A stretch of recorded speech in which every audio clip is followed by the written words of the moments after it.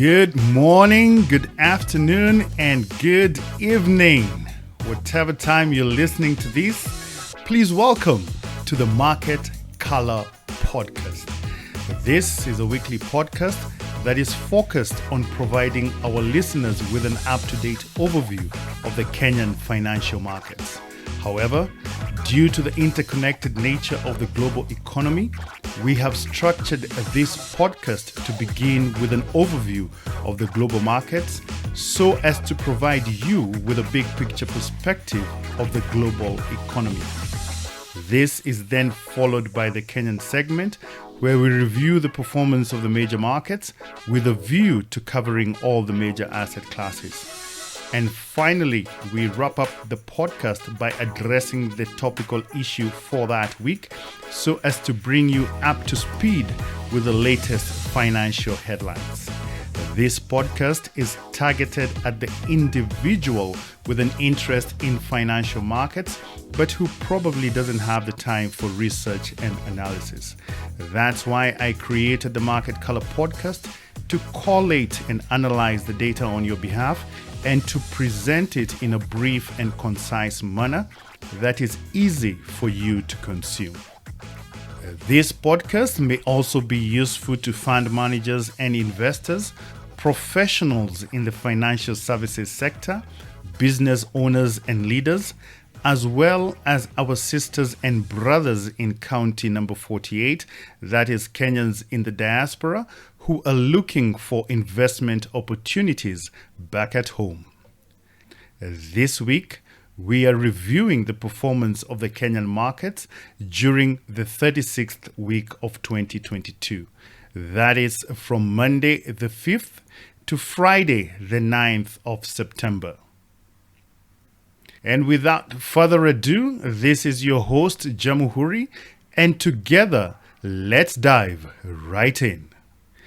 Kicking off in the US, where on Thursday, the Federal Reserve Chairman, Jerome Powell, emphasized the importance of containing inflation as quickly as possible before consumers get used to higher prices and come to expect them as the norm.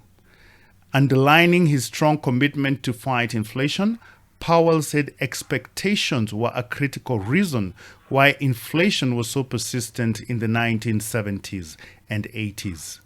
The Fed has so far this year raised its benchmark rate 4 times, with the Fed funds rate now set in a range between 2.25 and 2.5%. Markets broadly expect the Federal Reserve to effect its third consecutive 75 basis point hike later this month. Also on Thursday, the European Central Bank, which sets monetary policy for the 19 Eurozone nations, announced a 75 basis point hike in interest rates, taking its benchmark deposit rate from 0% to 0.75%. In its official statement, the European Central Bank said that this was a major step in the transition from the prevailing highly accommodative policy towards the timely return of inflation to the central bank's medium-term target of 2%. The central bank said it expects to raise interest rates even higher given that inflation remains elevated and has revised its inflation expectations upwards to an average of 8.1% in 2022. Meanwhile, the Bank of England on Friday said it would postpone its September monetary policy meeting by 1 week following the death of Queen Elizabeth II. The committee's decision will now be announced at 12 p.m. local time on the 22nd of September. In the US stock market, stocks rallied on Friday as Wall Street capped off a strong weekly performance, recovering from a Federal Reserve-induced slump. Recently, US stocks have been volatile, driven by expectations by a third consecutive 75 basis point hike later this month. This is after the Fed chair said he was strongly committed to bringing down inflation. The Dow Jones Industrial Average gained 377 points to close at 32,151, while the S&P 500 jumped 1.5% to 4,067, and the Nasdaq Composite climbed 2.1% to 12,112. All the three major averages snapped a 3-week losing streak, with the Dow Jones up 2.6% for the week, while the S&P 500 gained 3.6% and the Nasdaq Composite was 4.1% higher. In the bond market, the yields on U.S. Treasury Bonds remained little changed on Friday, following the European Central Bank's decision to hike interest rates to tackle soaring inflation in the Eurozone. The yield on the 2-year note was trading at 3.56%, while the yield on the benchmark 10-year Treasury note was up 2 basis points at 3.317%. At the far end of the yield curve, the 30-year Treasury bond was 1 basis point higher at 3.456%. Investors remained concerned about a potential slowdown in the economy, as well as the Fed's aggressive stance towards containing inflation. In the commodities markets, oil prices rose over 3% on Friday, supported by real and threatened cuts to oil supply. The real cut came from OPEC Plus, which announced on Monday its plans to reduce oil output, while the Russian president has threatened to halt oil and gas exports to Europe if the proposed price caps on Russian oil are imposed. However, the price of crude was set for a second weekly decline as aggressive rate hikes from the major central banks and China's COVID-19 lockdowns weighed down on the demand outlook. Brent crude rose 3.7% to $92.45 a barrel, whilst the U.S. benchmark WTI, that is West Texas Intermediate, increased by a similar margin of 3.7% to $86.65 a barrel. Marban oil, which Kenya imports, declined to about $89 per barrel from $95 the previous week. Despite Friday's bounce, both benchmarks were headed for a weekly drop, with Brent crude down about 0.6% for the week, while WTI was on track for a weekly decline of 0.3%. They say that all that glitters is not gold. However, the price of gold rose on Friday as the dollar retreated briefly on profit-taking ahead of the weekend. The price of spot gold rose 0.5% to $1,716 per ounce. The precious metal rose 0.3% for the week, its first weekly rise in the last 4 weeks. The dip in the dollar against other major currencies makes gold cheaper for overseas buyers. On the currency front, the US dollar surged to a 24-year peak against the Japanese yen on the back of Japan's dovish monetary policy. The greenback soared as high as 145 yen, a level that was last tested in August 1998. The dollar also hit a 37-year high versus the sterling pound on Wednesday as market players contrasted Europe's economic challenges with a relatively stronger US economy and a hawkish Federal Reserve. Against sterling, the greenback hit a low of 1.1407 US dollars, the lowest level since 1985. Meanwhile, the euro fell below 99 cents on Tuesday and dipped as low as $0.9864, its lowest level since October 2002. We now shift gears to the local scene.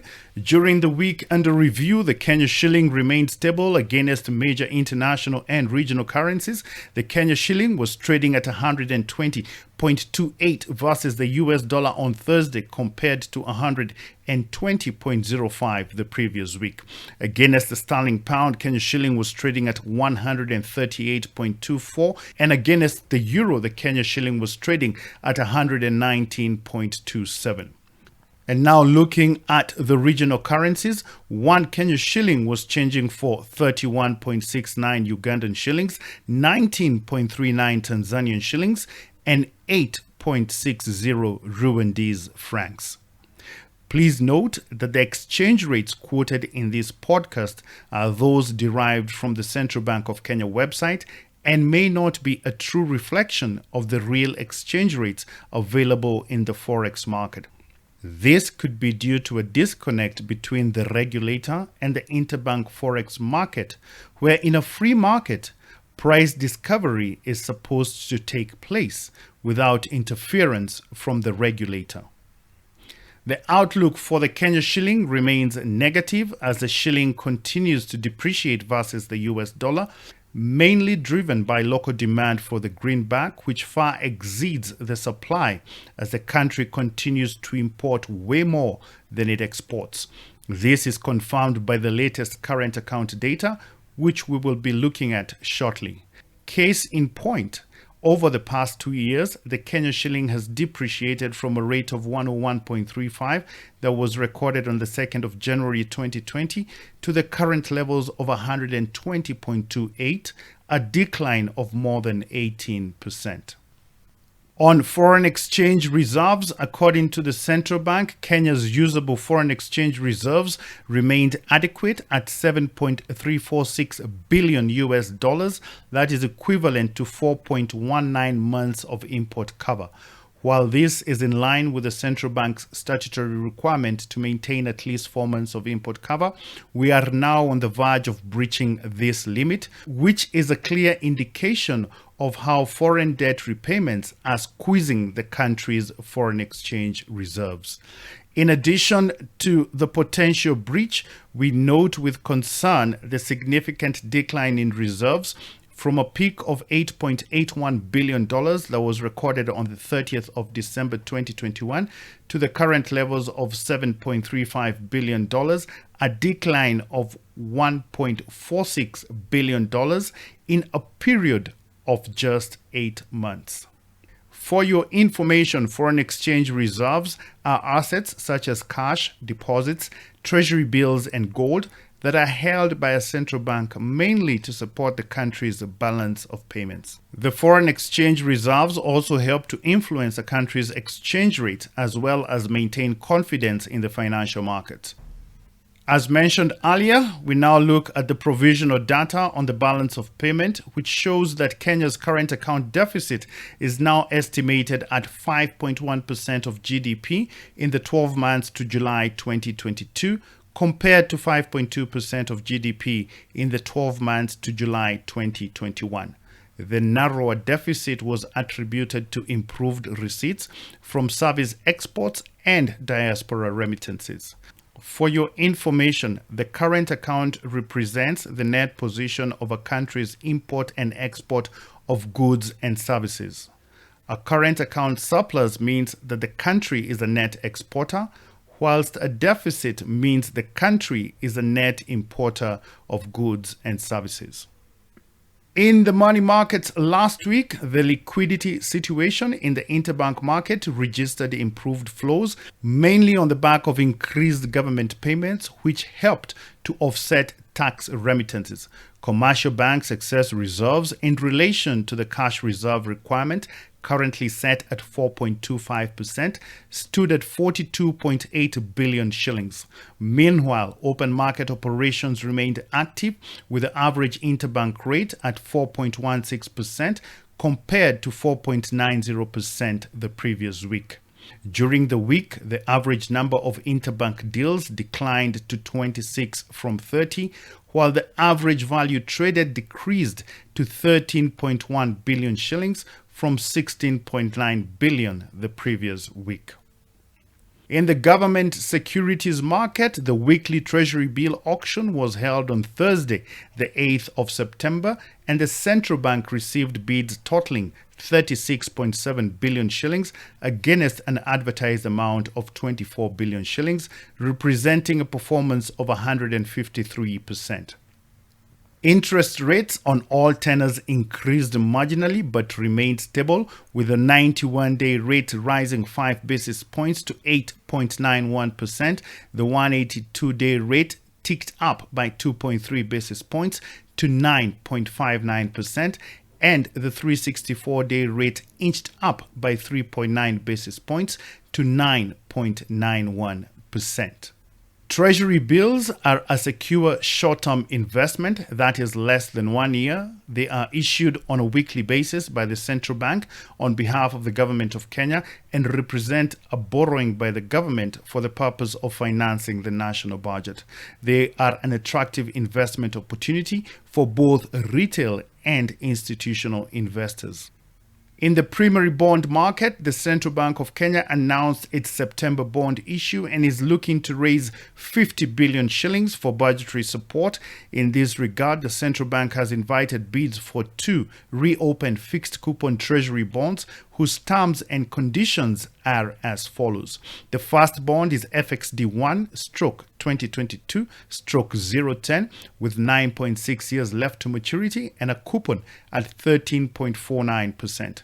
The second bond is FXD1/2022/015 with 14.5 years left to maturity and a coupon at 13.942%. The bonds are now open for sale. However, please note, due to the public holiday on Tuesday, the 13th of September, the bid closure date has been extended to 2 p.m. on Wednesday, the 14th of September. Treasury bonds are a secure medium to long-term investment that is between 2 years and 30 years. They are issued on a monthly basis by the central bank on behalf of the government of Kenya. Treasury bonds normally pay out interest every 6 months for the duration of the bond, and they represent a borrowing by the government from the public for the purpose of financing the national budget.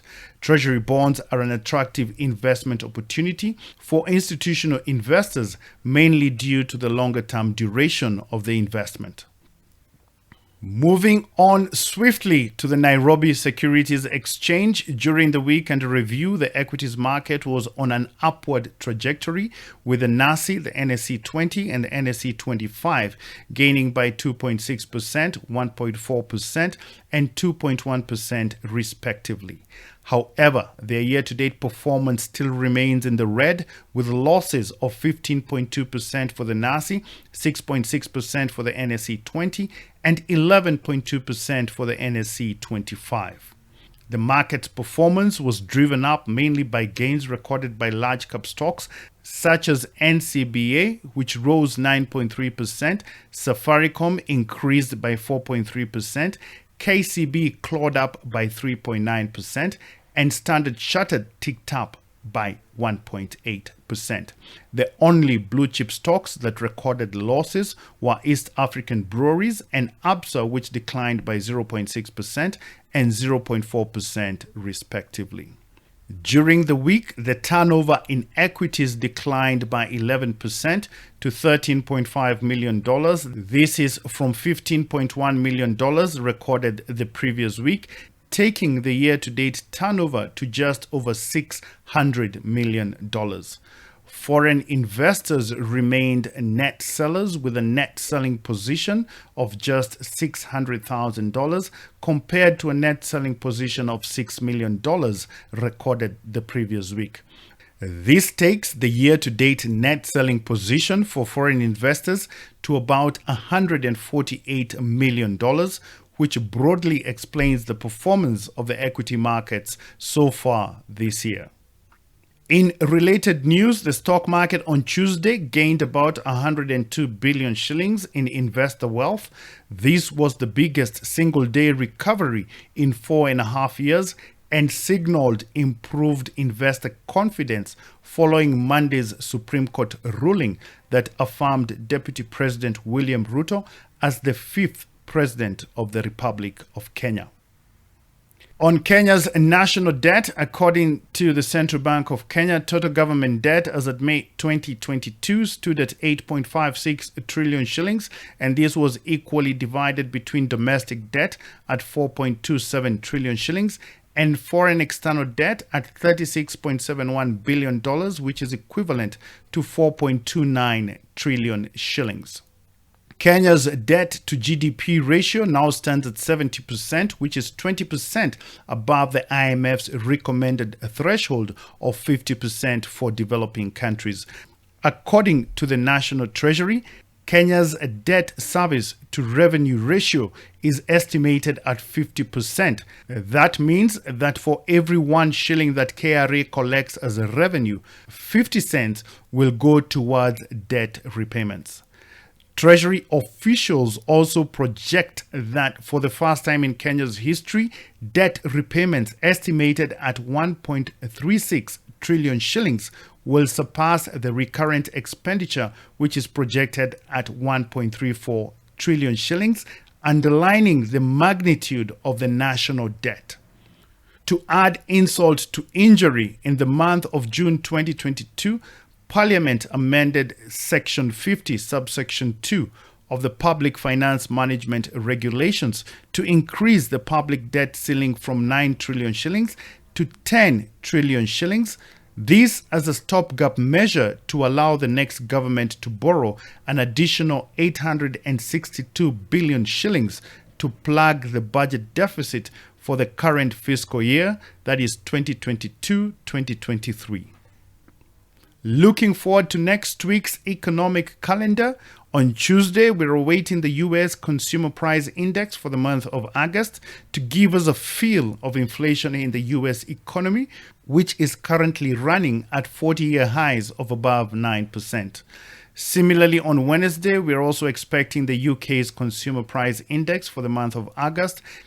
And finally, on Thursday, we're looking forward to the US retail sales for the month of August to give us an indication of consumer spending in the US, which accounts for about 65% of their GDP.